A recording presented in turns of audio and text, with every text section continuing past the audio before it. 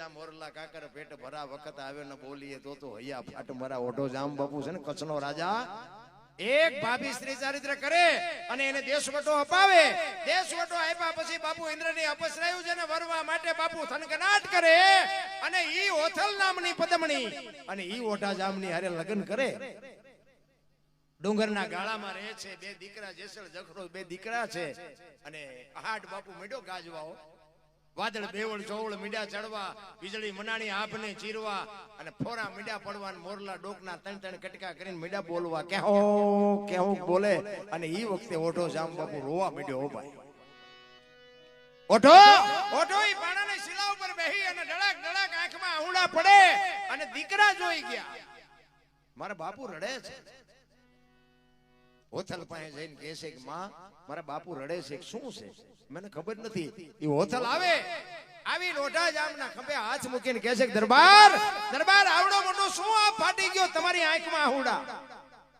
ઈ કે એવું કાંઈ છે નહીં પણ આ હાડ જામ્યો છે વીજળી આભને ચીરે છે મોરલા બોલે છે મને એમ થાય કે મારી ભાભીએ મારી ઉપર કેવું સ્ત્રી ચારિત્ર કરીને મને દેશવટો અપાયો આ મોરલા બોલે અને મને મારો વતન યાદ આવ્યો મને મારો કચડો યાદ આવ્યો એટલે મારી આંખમાં આહુડા આવ્યા ઈ મને મોરલા બોલે ને વતન યાદ આવ્યો એમ કીધું અને ધનુષ ને બાણ બે ઓઢાનું પડેલું ઈ ધનુષ ઉપાડી અને ઓથલે બાપુ તળાયું ઠઠ કરતી દોરી તાણી અને છોડવાની તૈયારી કરી ઓઢાએ હાથ આડો દીધો કે રેવા દે આ તો ગાળે ગાળે મોરલા બોલે છે કેટલાક ને આમાંથી મારીશ તો તેથી મોરલા કહેતા હોય ઓથલ ને તું મોટી દાણા નાખ કે નો નાખીમાં કાંઈ ફેર ન પડે પણ આવો હાડ જામ્યો હોય આવી વીજળી આપને ચીરતી હોય આવું ટાણું હોય ને જો અમે ન બોલી તો અમારું હૈયું ફાટી જાય એમ બાપુ આવો ડાયરો બેઠો હોય ને અમારી પાસે હોય ફીરસી ન દે તો અમારું હૈયું ન ફાટી જાય પણ બાપુ નાખવું છે પણ ખાનારા નથી મળતા મારા બાપ ક્યાં નાખવું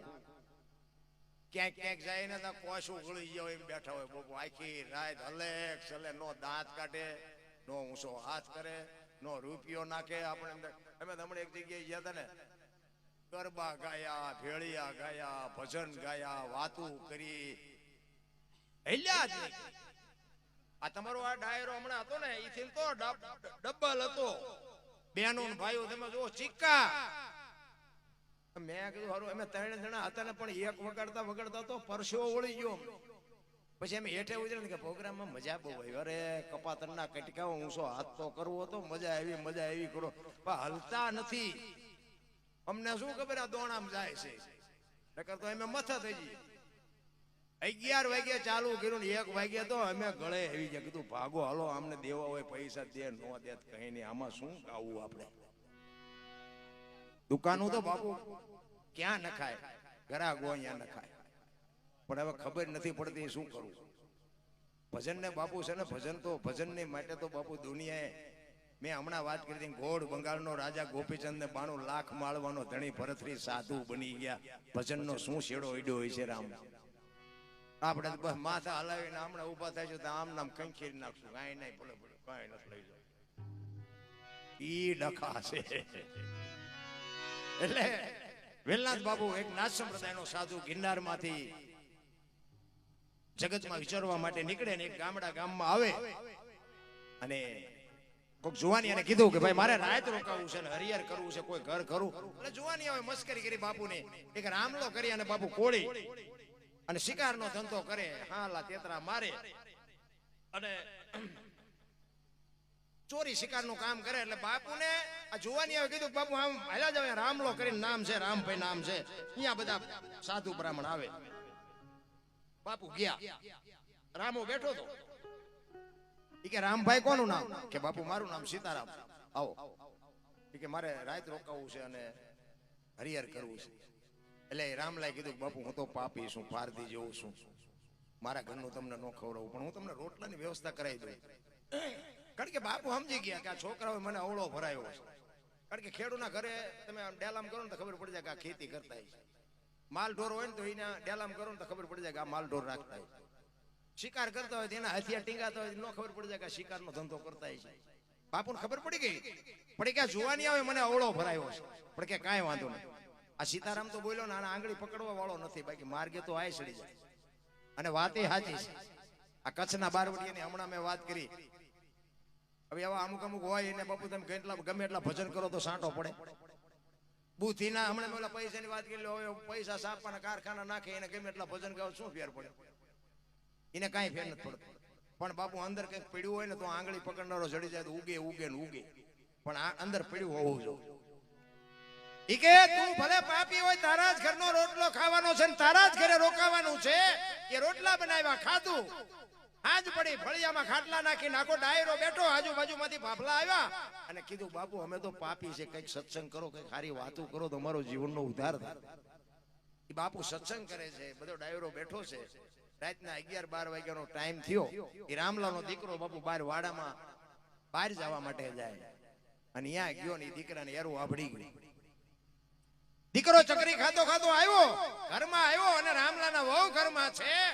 એ દીકરો ચકરી ખાઈને પડ્યો ને ખોળિયામાંથી જીવ નીકળી ગયો. રામલાના વહુ બારણે આવી અને ડાયરામાંથી રામલાને ઈશારો કરીને બોલાવ્યો કે અહીંયા આવો તો. રામલો અંદર ગયો. કે આપણા દીકરાને એરું આભડી ગયો, દીકરો ગુજરી ગયો. અને રામલો કહે છે જો આપણે ઘણા એના જીવ કાઢી લીધા, એ જે બનવાનું હતું એ બની ગયું. આજે આપણા ઘરે એક સાધુ આવ્યો છે, સવાર સુધી ઢાંકીને મૂકી દેજે, જો હું કરો કર્યો તો તને મારી નાખીશ. ઈ જનેતા ખોળામાં માછું લઈને દીકરાનું બાપુ માછું લઈને એને રાત કેવી રીતે કાઢી છે? એમ નામ બાપુ નથી દુનિયા ઓળખતી ને એમ નામ નથી આ લોટાના ઝીણા સાહેબા. સવારના 3-4 વાગ્યાનો સમય થાય, આજુબાજુમાં ખબર પડી કે રામલાનો દીકરો વિયો ગયો, રામલાનો દીકરો વિયો ગયો. બધા ફાળિયા ખંભે કરી અને રામલાના ઘર બાજુ મીડ્યા આવો અને અહીંયા આવ્યા ને પછી બાપુ રામલાને કહે છે કે આ બધા શું આટા મારે છે? કે બાપુ હવે સવાર પડવા આવ્યું, તમારે નીકળવું હોય નીકળો. એ કે હું તો નીકળું, પણ આ બધા શું આટા મારે છે? અને આખી રાતના આહુડા રોકી રાખેલા હો બાપુ.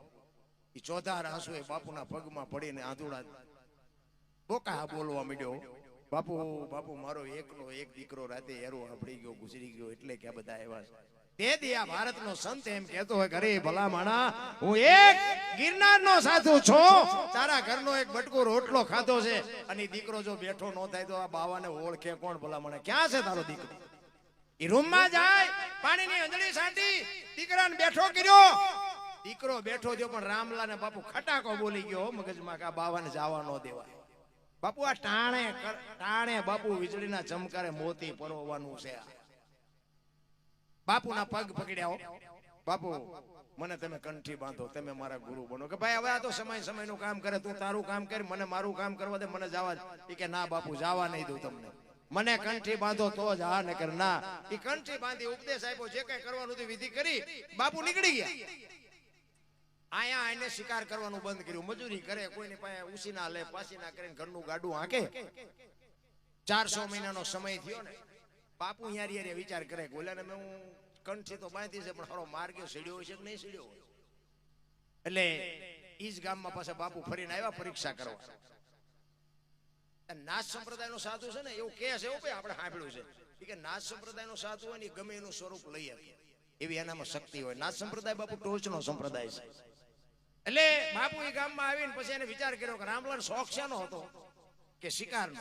તો કે એવું કંઈક જાનવર બનું અને એ જો મને ભાળે ને તો એની બુદ્ધિ બગડે છે કે નથી બગડતી એ જોવા માટે બાપુ કંઈક જાનવર બન્યા, હરણ બન્યા કે સસલું બન્યા, જે બન્યા હોય. એટલે ગામના પાદરમાં રખડે છે ને ગામના જુવાનિયા જોઈ તમારે ખોટું ન કરવું હોય, દુનિયા તમારી પાસે કરાવે. એ ઓલા બધા જોયું ને કે રામલાએ બંદૂક મૂકી દીધી ને આ ગામના પાદરમાં આવો શિકાર રખડે કોઈ દી? એટલે ઓલા જુવાનિયા રામલાને ઘરે જઈ કે રામલા હાલ હાલ કે ગામના પાદરમાં આમ તો જો શિકાર આટા મારે. એ કે ના ભાઈ મારા ગુરુનો મને ના છે, હું ગુરુની કંઠી બાંધી, હવે મારે શિકાર કરવો. પણ એ કે તું હાલ તો ખરો, ન કર તો કઈ નહીં, જોવા તો હાલ. ઢળીને લાવ્યા અહીંયા ઝાંપ્યો અને આમ જ્યાં શિકાર જોયો ને 40 વીઘાનો પાંતો ભાળે ને ખેડૂનું મન ડફડે ને એમ મન ડફડ્યું. એ કે અત્યારે ક્યાં ગુરુ જોવે, એક ભડાકો કરી લેવાય, આટલી જ વાર છે બસ. એ બાપુ 100 મહિને ટીંગા દીધી ને ગાભો બાપો મારીને કરી હમી બંદૂક ને ઉતારી મારી પાસે હાથ ગોળીઓ ભરી અને મોર શિકાર ને વાહે રામલો 1 2 3 5 ને હાથ ભડાકા કર્યા, શિકાર વયો ગયો અને આવ્યો ઘરે બંદૂક લઈને. આજ કે ભારે કરી શિકાર મારથી થયો નહીં. ઘરે આવ્યો ને તો એક ભાઈ આવીને બેઠેલા. એ કે રામભાઈ તમારું નામ? તો કે હા. તો કે હું ગિરનાર માંથી આવ્યો. બાપુએ કીધું છે કે રામો શું કરે છે અહીંયા આશ્રમે આંટો મારી જાય. રામ લોકે હારું આજ જ બંદૂક ઉપાડીને આજ જ આવ્યો, એક દી વેલા આવ્યા હોત તો ઈના ઈ બંદૂકે ગિરનારમાં જાય, ઈ ગિરનારમાં જઈ અને આશ્રમે જાય, ગુરુને આખા શરીરે પાટા બાંધે. રામલો બાપુ હાથ આમ પગ હાથ જોડી અને બાપુને કહે છે, બાપુ અમે તો પાપી છે, અમે તો પારથી જેવા છે, અમારે તો પીડા હોય, તમારે શું આટલી બધી પીડા, એટલા બધા પાટા? ઈ બાપુ આમ પાટા ખોલી અને ચીપિયાની અણીએથી ગોળીઓ કાઢી અને 1 2 3 5 ને 7 ગોળીઓ નાખીને કે રામલા તારી બંદૂકની છે કે બીજાની? અને રામલાને વાઈટો હોય તો અરે મારા ગુરુ માથે મેં ભડાકા કર્યા. અને તેથી નાથ સંપ્રદાયનો સાધુ માથે ચડી ગયો ચીપિયો લઈ, ઈ કે વિયો જાણે કે ઠામ મારી નાખી. ઈ કે બાપુ હવે મારું ઘરે આ છે ને મારું મહાણે આ છે, હવે અહીંથી મારે જવાનું રહેતું નથી. અને અહીંયા બાપુ આ રામલો ભજન કરે, ધન ગુરુ દેવા મારા, ધન ગુરુ દાતા, ગુરુ એ મારા શબ્દ. બાપુ ભજન જ્યાં જ્યાં છે ને અહીંયા વાતું પડી છે, એમ નામ ભજન ન બને. જ્યાં જ્યાં ભજન છે ને અહીંયા વાતું છે. સતી તોરલ ને જાડેજો બે વાયકમાં ગયા ને જેતા ભગત, ઈ રસ્તામાં પ્રસંગ બન્યો, તોરલ મુર્શિદ થઈ ગયા, ગાડી બાંધીને ગતમાં લાવ્યા. ગત આખી બેઠી છે. ગત એટલે જેસલ તોરલ રૂપાદે માલદે કતીબ શાહ હુરમભાઈ લાખો લોયાણ જેતો ભગત ખીમડીયો કોટવાલ ડાલીભાઈ રામદેવજી હાલો હુરો વણવીર ઢોંગો નિરલ કુંભો ઉગમસિંહ, આ બધા ગતના ગોઠી હતા. ખોડિયા જેના જુદા હોય જીવ એક થઈ જાય ને તો મળદા તો આજે બેઠા થાય. બલી રાજામાં બંધ કરવું પડ્યું, આખી દુનિયાને ખબર છે ને કે મળદા તો આજે બેઠા થાય. મળદા બળદા બાપુ શક્તિ ભજનની પાવર છે, શક્તિ છે. અરે અમારા ગુરુ મહારાજ તો એમ કહેતા કે પાઠ હોય ને એ અગર દિવારીઓ કરીને જોઈતું ન કરવાની હોય, મંત્ર બોલે જોઈત બાપુ ફડાકો બોલાવે એમ જોઈત થાય, એને બાપુ ભજન કહેવાય. કેટલી શક્તિ છે મહાપુરુષોની. ઈ તેથી એમ કે છે સતી તોરલ ને ગતમાં ગાડી ઉતારી અને આખી ગત પૂછે છે જેસલ ને, તમે આવ્યા તોરલ?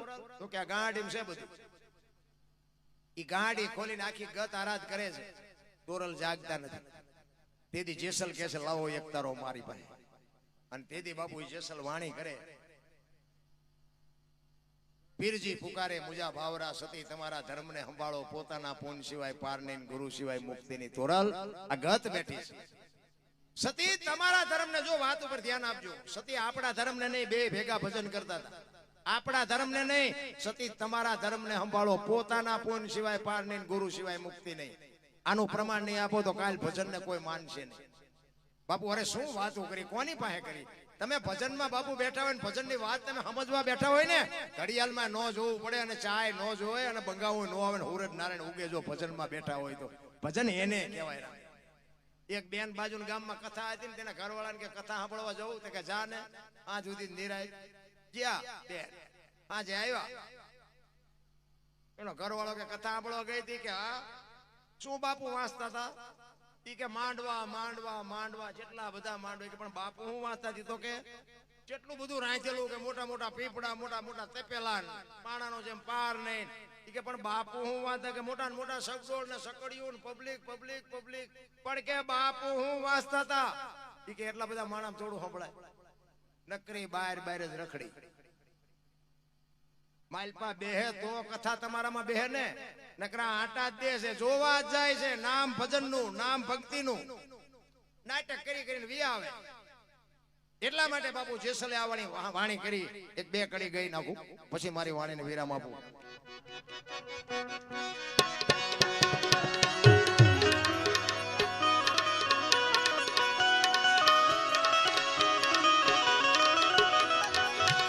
આવા પીર રે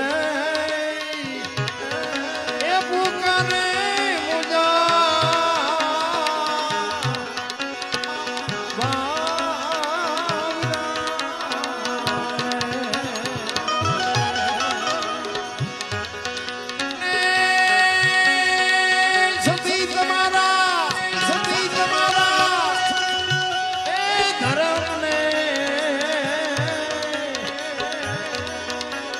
સંભાળો રે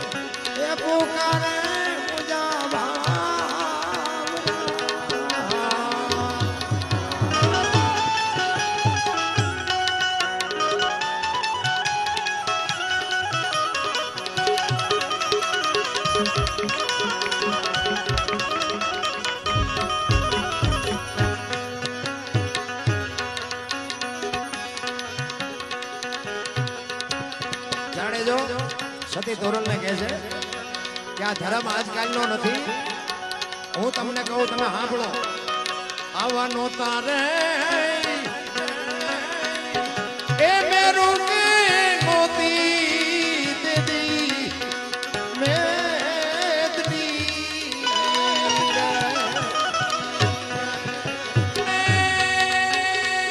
નોતા નોતા નોતા નોતા ધરણીને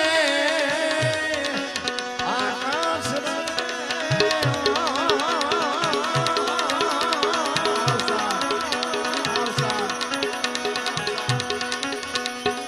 આવા નર રે એ મળ્યા રે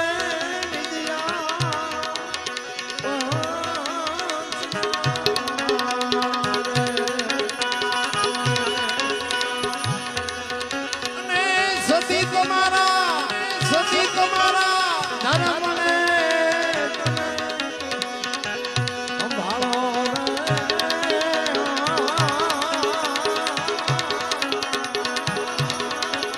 પીર રે એ પુકારે મુજા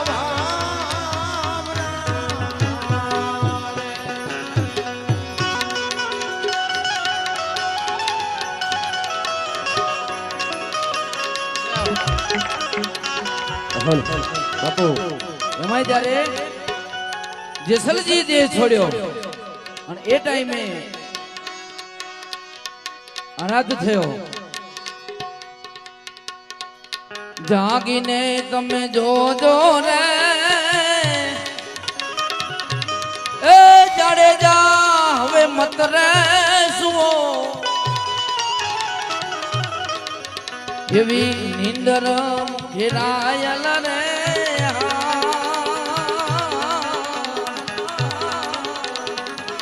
એ જાડેજા જોને તારો માનવો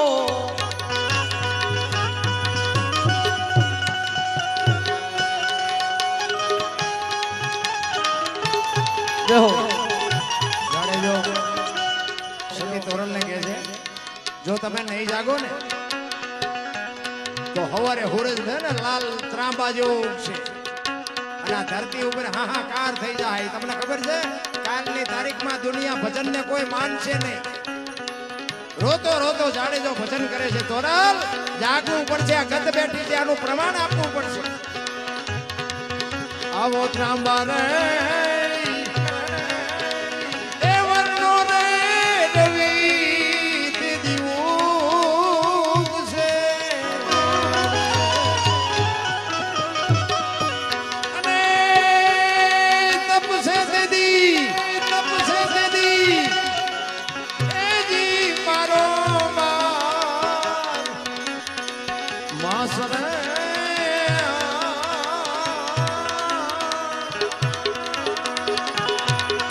આવા ધરતી ના રે એ પડતો તોનો ધ્રુજ છે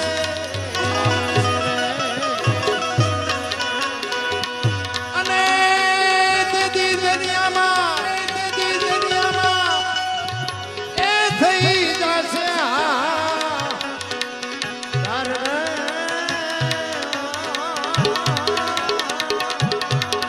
આવા પીર રે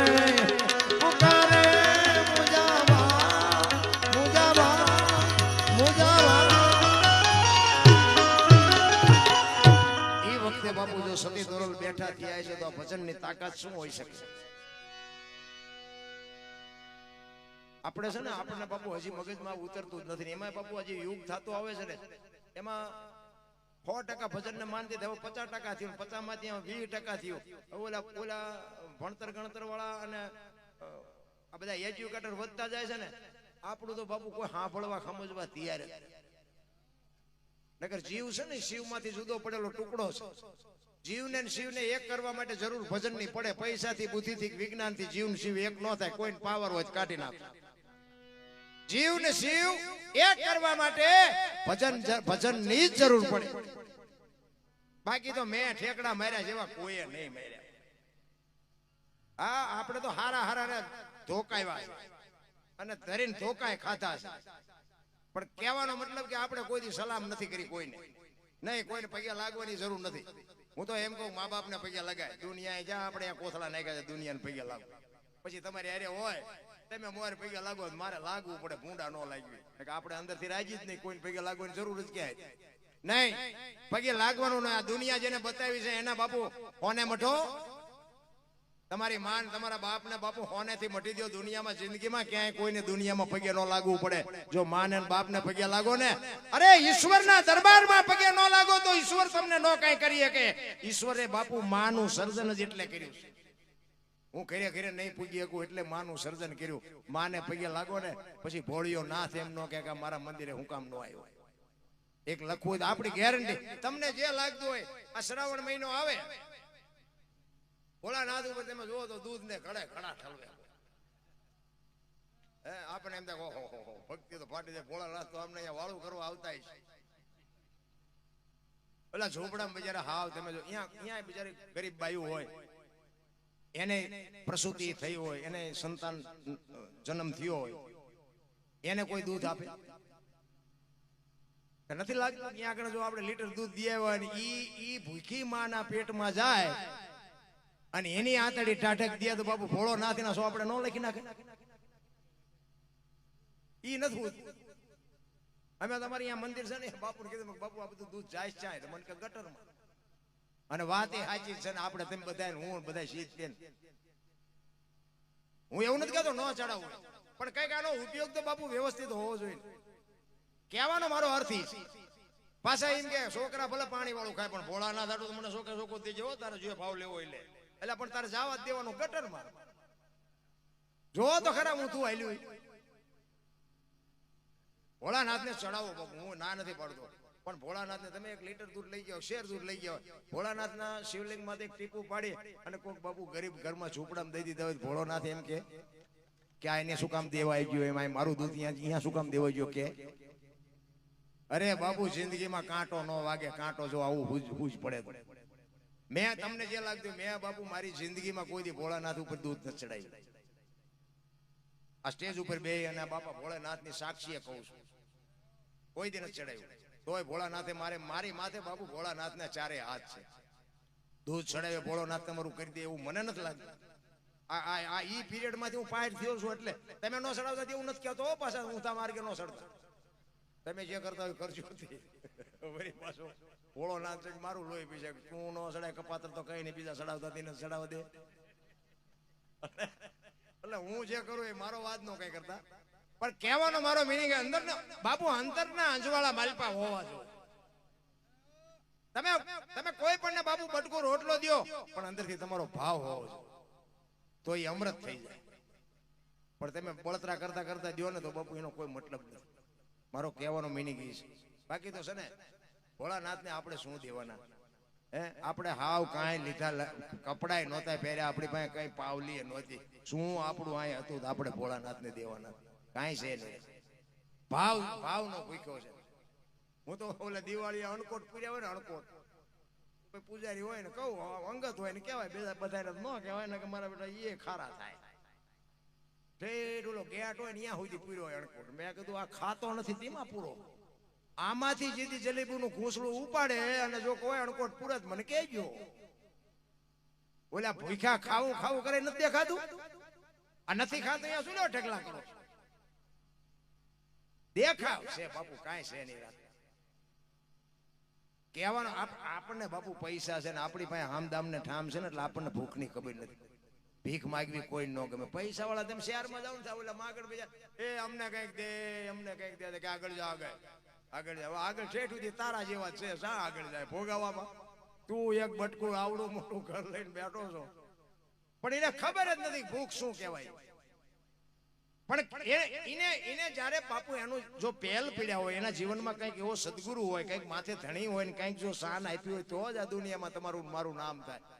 બુદ્ધિથી વિજ્ઞાનથી કઈ પતે એવું જ નથી. તમે વિજ્ઞાનથી છે ને બાપુ તમે એન્જિનિયર બની શકો, ડોક્ટર બની શકો, વકીલ બની જાઓ, મેજિસ્ટર બની જાઓ, ધારાસભ્ય બની જાઓ, વડાપ્રધાન બની જાઓ, હારો માણાનો બની શકો. લખવું હોય તો લખી લેજો. હારા માણા બનવા માટે તો બાપુ જો માએ સંસ્કાર આપ્યા હોય, માના ધાવણ માંથી જ મળે, બાકી બધી વાત ખોટી છે. પણ જેને પૈસાની જ ભૂખ છે ને એને આ કાંઈ વાત કરવાની જરૂર જ નથી. પૈસા હાટું જે જન્મા છે એ તો પૈસા પૈસા પૈસા પૈસા પૈસા મરી જાય ત્યાં સુધી પૈસા, એમાં કઈ છે જ. એક બાપા હતા ને, શૈલી અવસ્થાએ હતા ને, તે બોલી નહોતા, છોકરા ફરતા ફરતા ઉભા આમ આમ કરે, હાવા આવા. છોકરાને એમ થયું કે આઈન પર હાથ કરે છે, આઈન પાસે પૈસા પૈસા ડાયટા હોય બાપા. એટલે ડોક્ટર બોલાવ્યા. ડોક્ટર ને કે અમારા બાપા કઈક બોલે એવું કરો ને, આઈન પર હાથ કરે છે કઈ કહીશે. એ કે 5,000 રૂપિયા થાય છે ઇન્જેક્શન. એ કે ભલે 5 થાય પણ આઈન પર કઈક છે તો ખરું. ઇન્જેક્શન ઠપકાયું. એ કે હું કહેતા બાપા?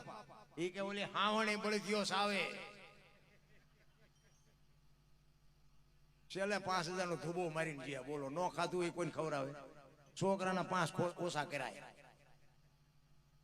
આને જીવન નો કહેવાય. આ તમને એવું લાગે છે કે જિંદગીમાં કોઈ દી કીડિયારું પૂર્યું હોય છે? નો પૂર્યા. પણ એની માટે બાજુ માથે જો ધણી હોય ને તો બાપુ એક તમને રામાયણનો નાનો એક પ્રસંગ કહી દઉં, પછી મારી વાણીને વિરામ આપું. ભીલની બાઈ સબરી, માતંગ ઋષિ જેના ગુરુ મહારાજ, અને ગુરુ મહારાજના એક જ શબ્દ ઉપર બાપુ તમે વિચાર કરજો.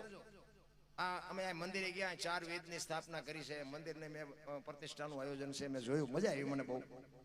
પણ સબરીને 4 વેદનું કે શાસ્ત્રનું કોઈ અનુભવ કે કોઈ એનું પુરાણને કઈ ખબર જ નહોતી. એક પશુ જેવું જેનું જીવન, જંગલમાં રહેવા વાળી અભણ દીકરી. એના ગુરુ માતંગ ઋષિ કીધું કે બેટા અહીં બેહી જા, વેલો મોડો રામ આવશે. આ એક જ શબ્દ પકડીને બાપુ બેહી ગઈ. અને રામ અહીંયા જેથી આવ્યા ને તેથી ચાંદીના પતરા જેવા વાળ થઈ ગયા. રામ ને લક્ષ્મણ જેથી સીતાજીની શોધ કરવા માટે નીકળ્યા, અને પ્રકૃતિ રામનું ભજન કરતી હતી. ઝાડવાના પાંદડામાંથી રામ રામ રામ અવાજ આવતો હતો. લક્ષ્મણ પૂછે છે રામને, મોટા ભાઈ આ કયો મલક આવ્યો? અહીં તો પ્રકૃતિ તમારું ભજન કરે છે. અને સંતોનું એવું મંતવ્ય છે, સાચું ખોટું રામ જાણે, પણ એક જગ્યાએ બેહી અને 3.5 કરોડ નામના તમે જાપ કરો ને એટલે ધરતીમાંથી અવાજ આવે ને દિવાલમાંથી અવાજ આવે, આવું મહાપુરુષો કહે છે. હવે એને 8-10 વર્ષની દીકરીને 70 વર્ષ સુધી રામનું નામ લીધું, કેટલા નામ થયા છે? હુકા પાંદડામાંથી રામના નામના અવાજ આવે. લક્ષ્મણ પૂછે છે મોટા ભાઈ કયો મલક આવ્યો? અહીં તો પ્રકૃતિ તમારું ભજન કરે છે. ત્યારે રામચંદ્ર પરમાત્મા કહે છે, જો હામી ઝૂંપડી રહી ને એમાં એક ભીલની બાઈ મારા નામના જાપ કરે છે, તું જા જઈને જોતો. અને લક્ષ્મણ અહીંયા ગયો ને ભાઈ, શેષ નાગનો અવતાર, પરશુરામને પરસેવો વાળી દે, પણ સબરીની ભક્તિ જોઈને ધ્રુજી ગયો ભાઈ. આને મારા ભાઈના નામ ઉપર આખી જિંદગી ઓળ ગોળ કરી નાખી. તેથી સબરી આમ નેજવા કરી કરીને જોતી હતી કે મારા ગુરુએ કીધું પણ હજી રામ આવ્યા નહીં, મને દેખાતું નથી, સંભળાતું નથી. રામ નહીં આવે, એ નહીં આવે એમ કે અંદરથી અવાજ આવે, મારો ગુરુ બોલ્યો એ કોઈ દી ખોટું પડે નહીં. આ બાપુ વિશ્વાસ. આનું નામ ગાંઠ વળી છે કહેવાય. ગાંઠ વળી જવી જોઈએ. આપણે તો આ ગુરુ ઠેકાણું નથી, આપી દો કંઠી પાછી બીજો. આપણે ગુરુ ગોતવામાં જિંદગી કાઢી. હળવી હળવી બાપુ રોતી હતી ને ગાતી હતી. હું કે મારા ગુરુને પૂછવાનું ભૂલી ગઈ, રામ કેવું વાહન લઈને આવશે, રામે કેવા કપડા પહેર્યા છે, રામ કયા રસ્તેથી આવશે, આ તો હું પૂછવાનું જ ભૂલી ગઈ. અને રોતી રોતી ગાતી હતી. શું ગાતી હતી? એક બે કડી છે, વગાડવું નથી, જરૂર નહીં પડે.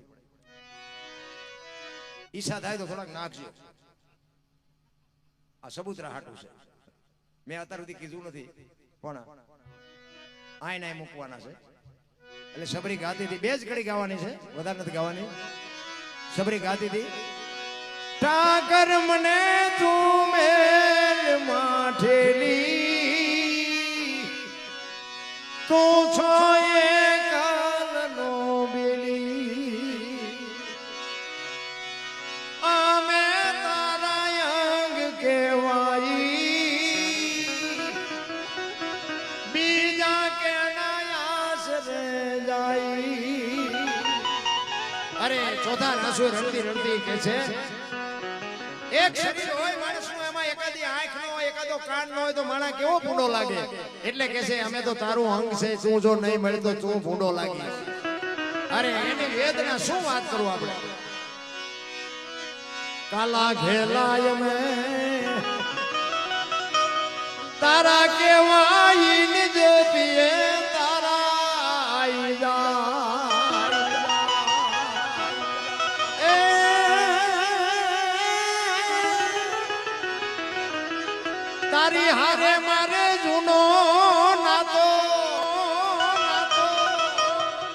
બધાને છે નાતો પણ આપણે ભૂલી ગયા.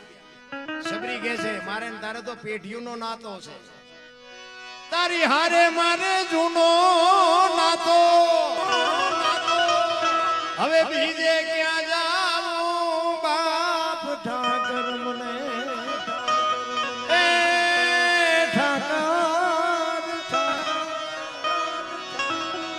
ઠાકર મને મેલ માઠેલી તું છો એ કાલનો વેલી મધ દરિયામાં એ મારું વાણ પીડ્યું છે ને થાય છે હાલકડો. આપણા બધાયના બાપુ હોડા હેલા છે.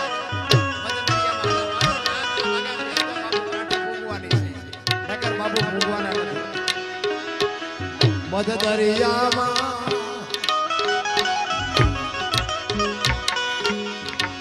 મારું વાણ પડ્યું છે ને થાય છે હાલકડો.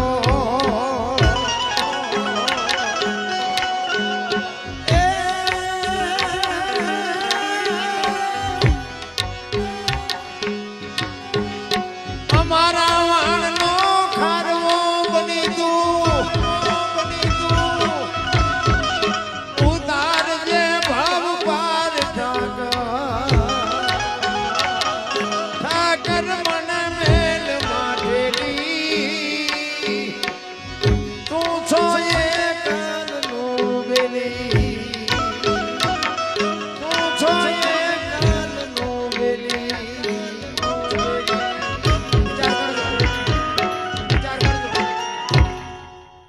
આ કોરોના આવ્યો ત્યારે બાપુ બધાના હોડા નહોતા હલતા.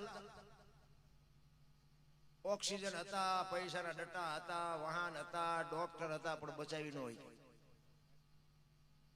આટલી જ વાર છે બાપુ.